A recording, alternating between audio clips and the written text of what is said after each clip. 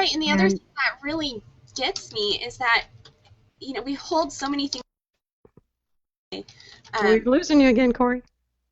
Because Andy's typing. Hold on. Is that better? Yes. It's always Andy's fault.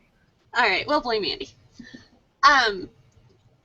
We tend to remember what we want to remember about Reagan. We don't like to remember the fact that he used to be a Democrat and he changed to becoming a Republican.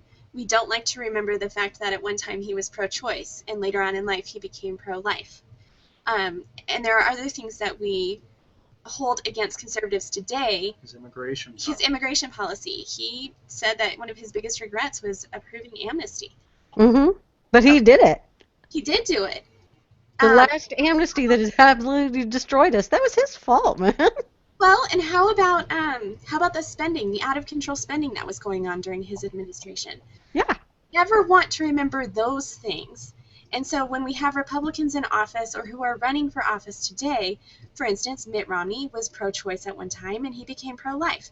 Did we celebrate the fact that he became pro-life, or did we constantly attack him for his pro-choice stance? That he calling him a flip-flopper. I mean, come on. He flipped in the right direction, so hooray! He stayed. He did not flip and flop. And sorry, that's my pet peeve with that whole conversation, but if you're going to hold Reagan up on a pedestal, you have to look at the whole picture. You can't just pick and choose the facts that you want to like out of history.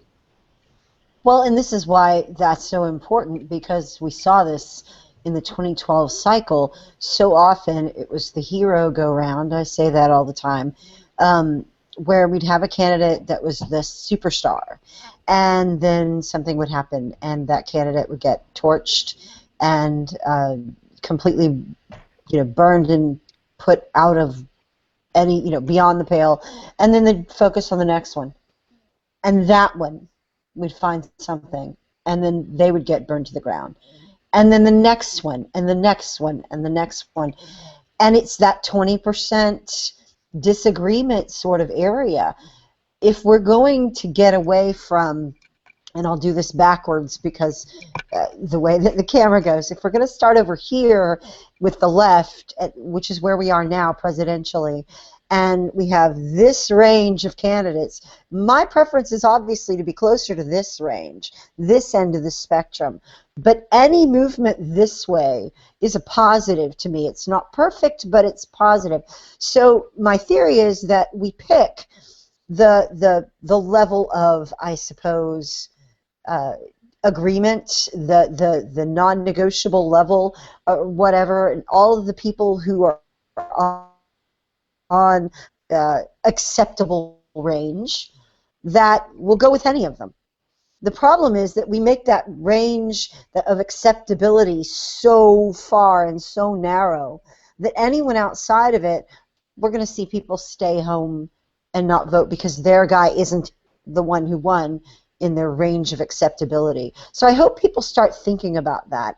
Get a minimum level of compliance in your head, and that anybody who's above that or to the right of that is someone that you'll support in the end. You fight like the dickens to get your guy between the beginning of the primaries and when the candidate's decided.